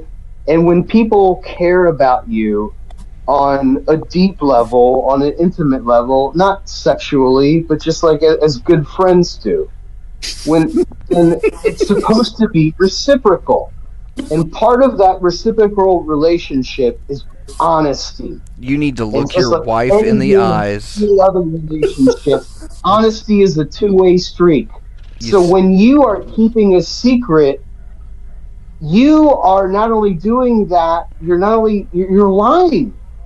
You're lying to all of your good friends and thereby degrading those relationships. We're your best friends. In order to preserve good relationships, honesty is a two-way streak. And we all know you're gay and you keep denying it, and you really just need to admit it, and so that we can relate to you on the level where we don't have to circumvent this awkward thing that we all know is true but you won't admit. .com. With friends like these. You are living a lesbian lifestyle. You need to stand up. You need to stand up. Don't sit when you do it. You both stand. You look her in the eyes and you say, "Mommy, I like boys." Well, I am kind of. Oh shit! That reminds me. I'm driving down to Florida. I'm actually driving down to Florida in a couple weeks, so I will have to come out to my mommy for whenever she's renewing her wedding vows. Well, you got 2 boys right here to bring with you. Ooh, that's tempting, actually. Who's the top? Who's the bottom? And who's Lucky Pierre? What the fuck is Lucky Pierre? Oh, we can just say we're in a 4-way relationship. We're poly now. It's cool with the kids now. I actually saw a Facebook ad earlier today to help me with my polyamorous relationship. I feel like that would probably kill my poor mother. I think that would. Hey, free house in the Villages. No, that would go straight to my stepdad's kids. That's the step family. No, I have no claim to any of that sweet. Well, then let him. Okay, so let him legally adopt you. Then tell him you're gay, and then he's legally entitled to the shame to beat the crap out of you. Ooh. Wait a second. Am I legally polyamorous if, when I was 14 years old, I masturbated to a Polly Pocket commercial? Do you still hold those feelings for Polly Pocket? Do you still hold the Polly Pocket? And how many Polly Pockets? I mean, when I'm desperate, when I'm too tired of, when I go through, my masturbation roll, and I'm like, no, not that one, not that one. And then, I get to Polly Pocket, and I was like, ooh, haven't done this one in a while. Yeah, did you ever take your old porno tapes and, tape over them with commercials? I actually don't have any porno tapes anymore. All I have are a handful of DVDs. Cretin.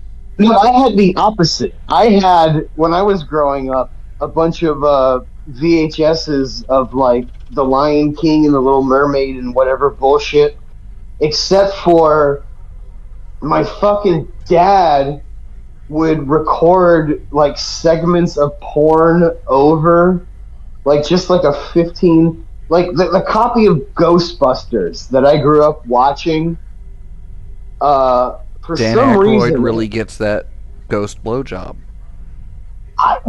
In that scene, it cut to, a real porn for, 10 seconds. And then it cut back to when that scene was over in the movie. So I have to think that was a calculated decision that my dad, got to that point on the tape and then recorded over it with a scene of actual porn for 10 seconds and then cut back to the actual movie. But that was the version of the movie that I grew up watching.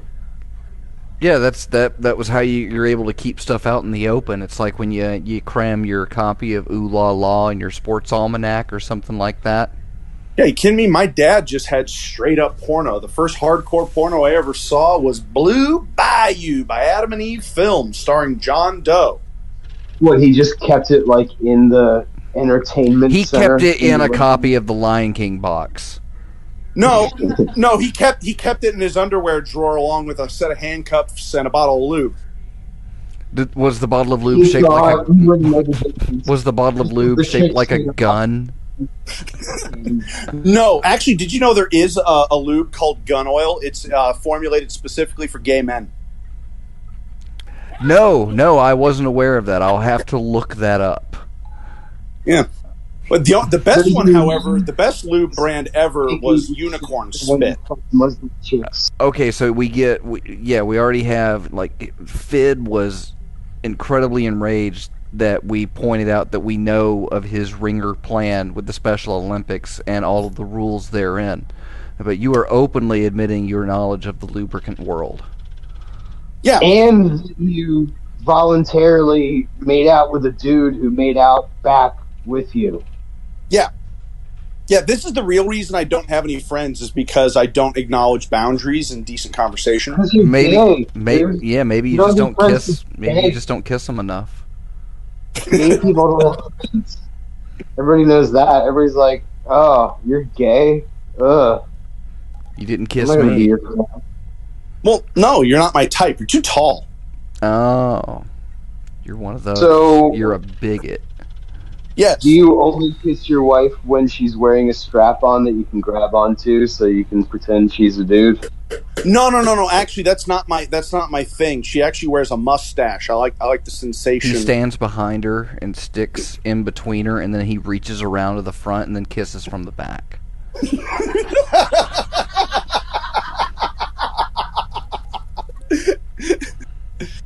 God, it's like you know. Have you linked into my camera? Did you find my OnlyFans? Stop that. Not that many times.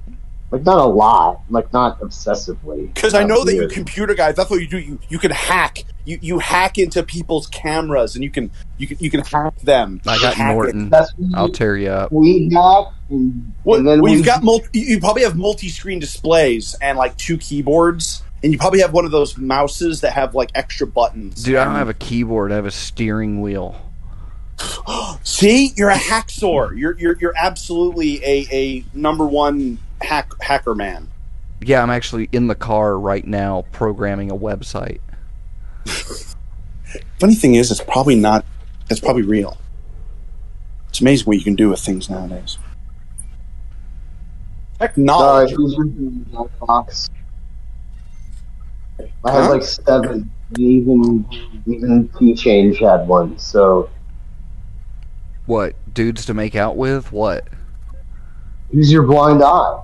I thought I did mine earlier. What was yours? I don't remember. Bad rating about something that the viewers remember, but I don't. No, No, So but you expect him to remember, but you don't remember? No, his was a tag on to my blind eye. He needs to do a completely original blind eye. Okay, I got one. You ready? Yeah. You sure? Is it me? No. Okay, then I'm ready. Okay. My blind eye is gay atheists.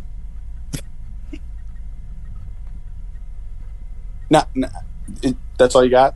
Gay atheists or I think that's a big one.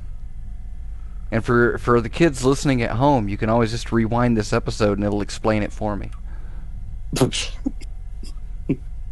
All right, bad radio again. My cans died right before you said what your blind eye was. What was it? Oh, well, I already said it, and we already got the laugh.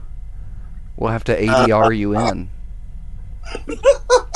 T-Change. What was it? Okay. Ask me I again. command you under Fidd Crow to tell me. Ask me again.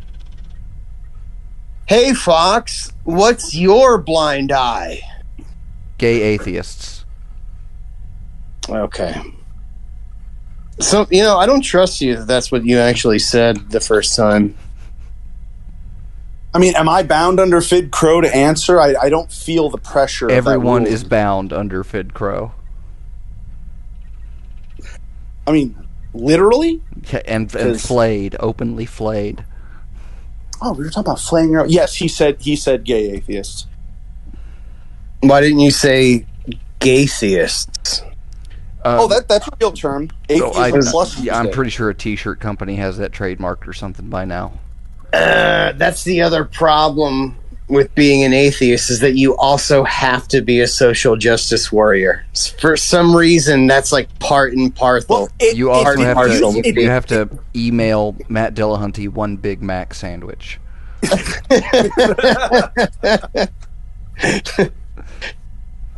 Dillahunty. Oh, he quit the ACA. Good for him. Yeah, he said, "Fuck these fags." Yeah, now he hangs out at Ruby Tuesdays with Aaron Raw. It's Thunderfoot working in the kitchen. I'm going to tell you why this is the worst way to cook chicken wings.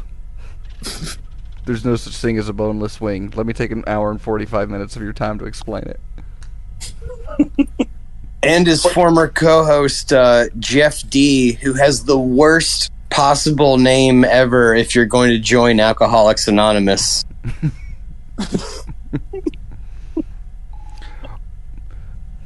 You're not that anonymous. Well, there's a lot of Jeffs. Yeah, but his last name is spelled D-E-E. Oh, his literally D. Okay. Yeah. I thought it was like an initial. Like he was trying Well, thanks for making me explain the joke. Well, it wasn't that funny, because if it wasn't even funny enough to make my dumbass laugh... Well, no, here's what I'll grant you. That's not a... gay atheist. That's not a well-known reference. So, yeah. It wouldn't work. It's a bad craftsman who blames his tools. Well,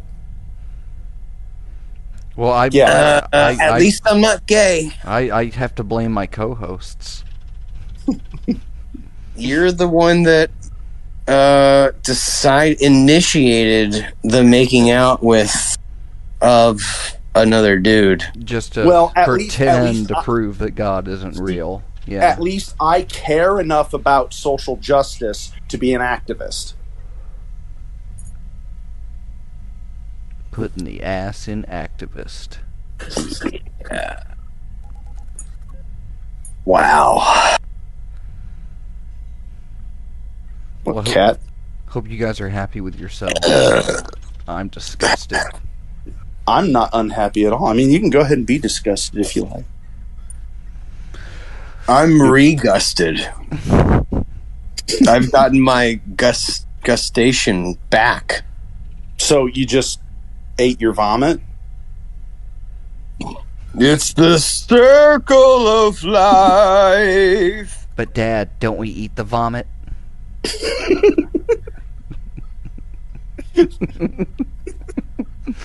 Yes, son. And then it cuts to 10 seconds of porn. Yep. I'm on the fence. I don't know whether that was just a jocular, fictional anecdote, or if that was an actual thing that happened to you. Because I would believe that. No. Full disclosure, that's absolutely true. And because that scene where Dan Aykroyd gets blown by a ghost is so deep into the movie, like it's near the end of the movie-ish. That's why it didn't get caught. That scene happens immediately after the hotel scene. But is that the only movie he did that to? Do I know the movie that he recorded over that scene? No. Is that the only movie he did that to? As far as I remember, yeah. Because I could remember. I couldn't remember, but I could give a guy saying, "Hey, you want to watch Ghostbusters? This one's pretty good." And then when it cuts to that, everyone in the room is like, "Oh." It had to have been, right? Because the timing.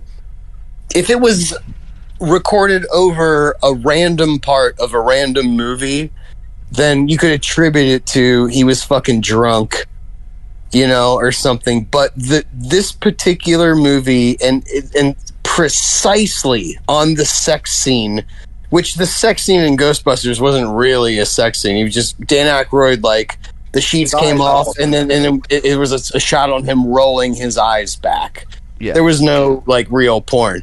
But then, like, specifically for it to be recorded over that, and then not only that, but for the precise amount of time that took place, because as soon as that scene was over, it cut back, and it had that VHS, like, those few frames of static where it was obviously somebody pushed, like, record, and then the stop button, and it went, like, it cut in and out. But yes, that's absolutely true. That's the copy of Ghostbusters that I grew up watching, and it went undetected forever because of the fact that scene is so late in the movie. Like, they would basically, like, we would sit down, they would put the movie on, and they would sit there a few minutes just to make sure that I was occupied by something so that they could not have to watch me anymore, right? So that they would get up after fucking 12 minutes. Yeah, sure. And they wouldn't see they would never see the horrible Frankensteinian edit job that I'm assuming my father did. I don't know. Maybe it was like our neighbor. We had a smart-ass neighbor who might have done that as a joke, hoping that my parents would have seen it. I don't know, but absolutely yes. Like, was it a copy of the movie recorded off TV, or was it like an actual boxed copy of Ghostbusters? No, it was a copy that was recorded from like a second VCR. They rented it and recorded it. Oh, well, that's probably the person who did it. If anyone who had double VCRs. Yeah, because I've met your dad, and while I would give your dad the drive and ambition to set up 2 VCRs to set up that joke, I do not believe that your dad wouldn't tell everyone he was about to show that tape about the joke that was coming up. So, yeah, maybe your smart-ass neighbor. Which, I mean, then your dad's got a great reason. He can go over and be like, "You have any idea what the hell was on that tape? My son's watched it 37 times." Yeah, wore out the VCR. Really? I was really into Ghostbusters as a kid. I was really into I loved that movie. That's fantastic. Yeah. That's like playground urban legends from hell. That's fantastic. My friend has this one copy where you could see Dan Aykroyd get his weenie sucked on.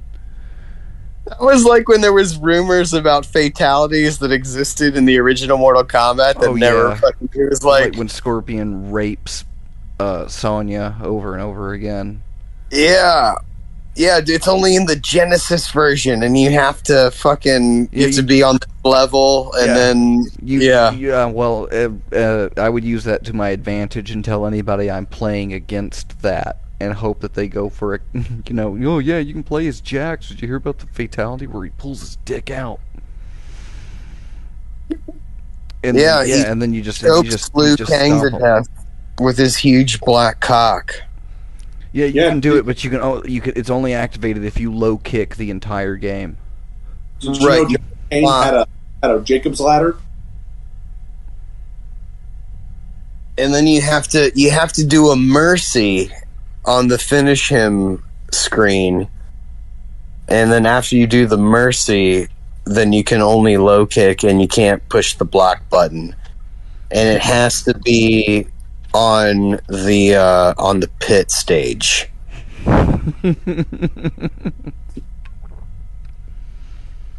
You know what? That's the thing, though. That will never happen again. One of the cool things about back in the day, before there was like a centralized internet where all the codes you could just not only look up anything, but watch a video on YouTube of somebody doing the thing that you're trying to figure out how to do in a video game. Back then, it was all word of mouth. So there were these crazy rumors that could never exist today because they wouldn't last 5 seconds before somebody on the internet debunking it. But back even with debunkers, people believe crazy shit. Yeah, but like I just remember like the anti-piracy screen memes, ROM hack memes. Yeah, there's ROM hacks of old games though. Like new games, it's all out there. I just remember like showing up to the lunch table at school and somebody going, "Bro, did you know?" And then I would go, "What?" Like I would totally take it hook, line, and sinker, and then couldn't wait to get home to try to find out this completely fictitious secret in a game because there was no other source. The only other source was you could subscribe to like Nintendo Power or Game Pro magazine and then hope that there was something relevant in that issue that showed up that day that had to do with the game that you were playing. No. Yeah, maybe your mom will let you get a subscription to Nintendo Power, you rich bastard. No, I wasn't rich. They just got me that instead of a Nintendo. Here, this one. So I could just look at all the pictures of the games. And keep up with the kids on the playground. Yeah, I would still know what I was talking about, I feel like a subscription to Nintendo Power after 6 months would exceed the cost of a Nintendo. I don't know. I have a tub, a plastic tub full of Nintendo Powers. You still have those? I do. It's one of good. Yeah. Yeah, they were waterproof, so I wasn't worried about them during the hurricane. But there's a shitload of them in there. I subscribed to them in from 91 to 99. Yeah. I had a neighbor who had a Nintendo Power subscription. It was like going to the archive, the sacred archives. It's like, ooh, he'll let me look at his Nintendo Powers, because I had a Nintendo, but I only had 3 games for it. Yeah. So same. if I wanted to experience, there was a submarine game for the NES called Silent Hunter, and it was in an issue of Nintendo Power that he had, and I wanted that game so badly. It looked so fucking cool. And then I became an adult, and I found out about emulators, and I tried the game, and I'm glad that I didn't ruin my fantasy when I was young. When we had the Nintendo 64, we had a bunch of games. For the Super Nintendo, we had 2 or 3. But we didn't get a Nintendo because we had a computer. But, we had a computer, so we had tons of video games. That's when you played all Sam and Max shit and everything. Yeah. Yeah, you play some... we had my dad, because our first computer was an old Radio Shack with Amber Type, like a fucking TRS. But then the refinery where my dad worked, they got new computers, and they gave all the operators the old computers. So we got an industrial grade Packard Bell 486. Mm-hmm. And all of a sudden, I go from having Mario on Nintendo and this weird ASCII Ghostbusters game on my Amber Type to suddenly I've got shareware for Wolfenstein 3D. I've got Commander Keen. I've got a bunch. Yeah. That was the best time for computers, because shareware. You could dip your toe into 100 games, and you could fit 100 games onto a CD. Yeah, I had plenty of those. I had a lot of what would you call shovelware and shareware and abandonware games. I remember a copy of PC Gamer put out. I've still got the CD. It's from 2001, 2002, and it's full of full editions of classic games. There's Monkey Island and Duke Nukem and stuff like that on it, and that stuff was great. We had 40, 45 games on the Nintendo 64, and then one Christmas it was, I got a GameCube and my brother got an Xbox, and I was just fine with that. The GameCube was great, and I ended up getting 12 or 15 games. But when I was younger, for the Super Nintendo, we only had 3 or 4 games, and my mom did not want to buy video games. So she would let us rent them, and my dad would fuss at her, saying, just buy them. It's cheaper than renting them. But yeah, especially if you like it and you want to play it again after a week, which included a week of you going to school, so you only had a couple days. Yeah, in effect.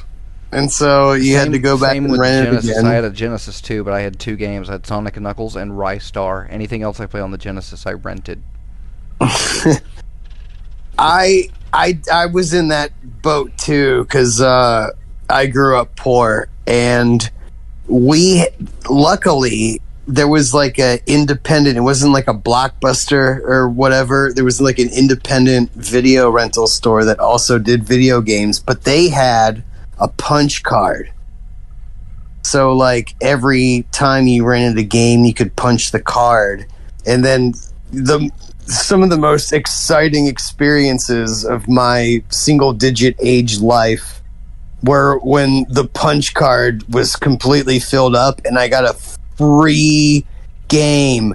I could not only get the one game that we were going there to rent, I could get a completely other one for free. I could go home with 2 games. Nice. Because when my dad got remarried, my stepbrother, he was a Sega kid, and he brought his Genesis, and eventually we got a Saturn. But I always just remember, being really impressed by the Genesis. Like, there was a game called Doom Troopers that I just thought was the coolest fucking thing. Well, Sega did do what Nintendo didn't. Which is land directly on their face. It is kind of, because I liked the Genesis, and I actually did like the Saturn. It didn't have a lot of great games for it, but when it was good, it didn't have very many games to begin with. But when they couldn't get third parties to develop for the Saturn, so all they could either do was port things that they already had, Sega CD games and stuff like that, or do first party games. Yeah, and there was like a port of Mortal Kombat and a port of Doom. No, not on the Saturn. There wasn't a Doom, but if you had a Genesis, you could throw the 32X and the CD drive and the modem. Yeah, and you get the Sega Channel, Dream Games in like 1993. That was their answer to the BSX for the SNES. I just think that the Saturn, its graphics, I thought they were really cool looking graphics. Yeah, once they loaded. It's the same as a PlayStation, basically, in terms of graphics. Like, it's got but there's something about the game, the titles that did get onto the Saturn. They have that much. They have that great. They do that dark Japanese thing really, really well. Did you say title with an S? Did I? I thought it was just Nights Before Dreams and then ports of other games. Oh, there were a lot of other games. I had, because again, my stepmom actually was she liked the Sega Saturn. It was her idea, and so she bought a shitload of games for it. Like, there were some vampire mystery games, and like normal, like first person shooters, and more traditional styles of games. That wasn't really done as well on the Saturn, but like RPGs and adventure games and like weird horror games, those were all over the Saturn, and they were great. We had when Fidd was living in the airlock, we had the big 32-inch CRT TV out there, and we had a Nintendo Wii plugged into it, and I had hacked it and thrown on every emulator and every game that we could get. And yeah, the Saturn, but I would also give it to the Sega CD. The Sega CD had some killer RPGs. I forgot to say that the other thing that the Saturn did really well was its light gun was amazing. Sorry to interrupt you. No, was that what was that Hideo Nakamura? What's that guy? Kojima? The Hideo Kojima game. The Hunters or something like that. What was it called? Like Splitters? Strikers? I didn't have that. We had Virtua Cop 2 because my stepmom was going to the police academy at the time, so that's how she filled her off time, was pretending to be a cop. Ah. But it was great. The light gun was amazing. I got really good at Virtua Cop 2. I had always wished, because we had we got the Sega Dreamcast, and we never got it online, but we did. We had House of the Dead 2, and we had light guns, and we'd play the hell out of that. But I wanted them to release a foot pedal so we could do Time Crisis at home. Oh, yeah. That would have been fantastic. Just sell me the foot pedal, I'll play it. I'll tell you what, if I ever wanted to go in debt for a single video game, there was an arcade game where you played helicopter police officers, and you had big vibrating machine guns on pintles, so it felt like fucking, Full Metal Jacket guy, get some. No, that's stupid. How are you supposed to put your knee on somebody's neck from a helicopter? No, it's militarized police. It's even worse than normal police brutality. It's the police using high-caliber military-grade weapons against the citizenry. So they have, like, guns that shoot knees down? on black people. They shoot kneecaps. Well, that's the secondary fire, like the grenade. The primary fire is just microaggressions. Well, if you put those in a shotgun, Well, they're devastating when they cumulate. It's a cumulative thing. One microaggression might not trigger someone, but when you accumulate enough microaggressions on your punch card and you turn it in, you can trade them in for one oppression. Upgrade achieved. How many microaggressions equals one oppression? More than enough. More than enough. Could be more, in my opinion. I'm saying not enough. Not enough. So you think it should be a much longer list, like much bigger gun.